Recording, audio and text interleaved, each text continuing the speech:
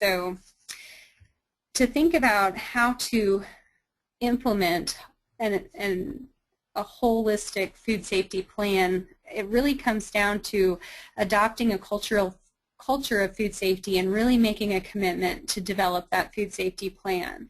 And it including everyone in the operation, so having a degree of training in your operation is very important to make sure that people understand why you're implementing these practices and why they're important.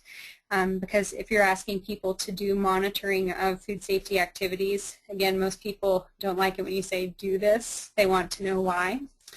And then also having everyone in your operation have an appreciation for food safety really helps it be effective. And when we talked with many of the producers that went through our workshops, one of the important things that they mentioned that I thought was worth mentioning this evening was that, they really did feel overwhelmed when they started implementing the food safety plan, and so a way to kind of move past that period of feeling overwhelmed was to set some goals and focus on implementing very specific practices within a given time period. So instead of trying to implement the whole plan, they said, okay, this isn't a process that's going to happen in 2 months, but what can we focus on this year? And most of them picked 3 or 4 practices that they could focus on implementing in regard to their food safety plan in that year. And then in learning that process with those 3 or 4 things, they were really able to develop that program and ultimately adopt an entire food safety system. But setting goals that are realistic and timelines was something that they found very useful. And then really looking for ways to integrate food safety activities into daily operations so that it just becomes part of a routine is also very important. And so this is an activity that really requires everyone to work together, because food safety is something that needs to occur throughout the production chain. So it involves growers, packers, distributors, and you should also know what resources are available to you, perhaps through trade associations, as well as extension and regulatory resources as well. And then consumers also play a role in this, and so it's important for consumers to know what they need to do with your product to better increase its safety, such as washing produce or cooking meat to proper temperatures. And so with that, I'd be happy to answer any questions. And we've recently changed to be the School of Food Science, which includes both the University of Idaho and WSU food science faculty. So I'll conclude by saying go Vandals and go Cougs.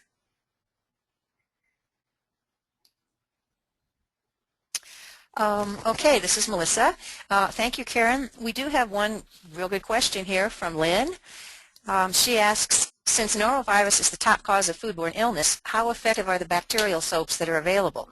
Is there a specific ingredient to look for in soap for combating viruses? And is iodine effective? What do you think? Ooh, that is a really good question. So I'm going to write down a few things so that I remember to come back to them. So I would say that I'm not aware of any soaps that work better for viruses than others, and honestly I think that the use of antibacterial soaps versus regular soaps are probably your own personal choice. The purpose of the soap, it acts as a detergent, and so washing your hands with the soap is really to reduce soil that's present on your hands, and that might be actual soil, or it might be just oils that we can't see in our hands, but the oils actually protect the bacteria. And so if you really want to reduce microbial levels on your hands, you need to wash your hands first to reduce that soil and oiliness on your hands, and then use a hand sanitizer. But if you can't use both, just washing your hands is more effective, and washing your hands with any soap is better effective than not washing your hands at all. But you're absolutely right. Norovirus, really the 2 ways that we can combat that organism is, again, to encourage people not to handle food when they're sick, and to have good personal hygiene practices, which includes washing your hands quite often. And most of us wash our hands numerous times a day, but we can always do a better job. One of my favorite statistics that I found this year is that we can reduce diarrheal illness by half worldwide if we would do a better job of washing our hands. That's a pretty significant reduction in diarrheal illness by doing a better job of something that we do many, many times a day. And then coming back to the question about iodine, I'm not aware of many hand soaps that use iodine, but there are several sanitizers that can be used that include iodine for sanitation of various equipment items, and so that tends to be where we see the use of iodine as a sanitizer for microbial reduction is more in the use for sanitizing either equipment or food processing environments. And the reason for that is that iodine has a nasty habit of causing a lot of stains, and so a lot of times employees don't like to use iodine because it can stain clothing and things like that.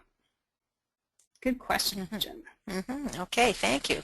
I know we're kind of running short on time, but there's another really good question here that I think a lot of people are going to want to hear an answer to. Eileen asks, can you talk more about risks associated with compost and what are appropriate ways to manage the risk involved with it? And again, I'm sorry, we don't have a whole lot of time left, but okay. Do what you can. You bet. And actually, I can also provide some contact information for my colleagues at WSU that I work with because they specialize in manure management and compost.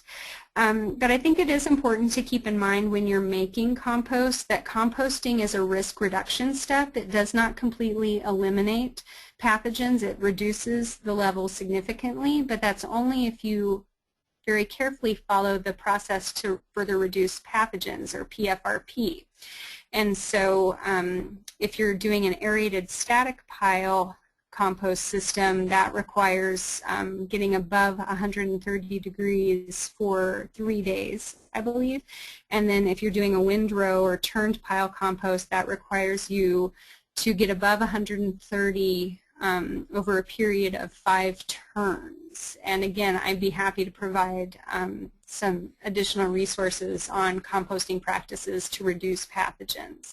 Another important thing to keep in mind is the potential for cross-contamination, particularly if you have employees that are working with raw compost and then perhaps going out to work in the field. That could be a potential source of cross-contamination.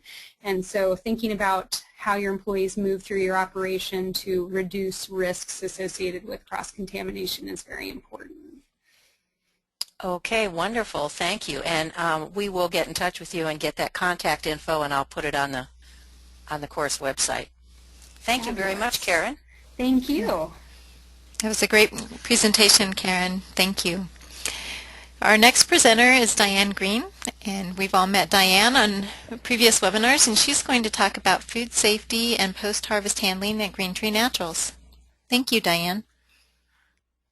Good evening, everyone. That was great, Karen. I want you to know that I am wearing my food safety goggles as I speak, and I'm going to share a little bit of food safety that we use at Green Tree Naturals. One of the reasons I am a farmer is that I love feeding my community farm fresh, certified organic vegetables. Our customers trust that the food they purchase from us is going to be safe, and the last thing any of us wants to experience is having a customer get sick from something that we sold to them. Since we sell direct to the consumer, if someone gets sick, most likely they're going to come back and tell us directly. But for us to provide the highest quality and safe food for our customers, we really need to think through the potential food safety issues and do whatever we can to minimize that risk.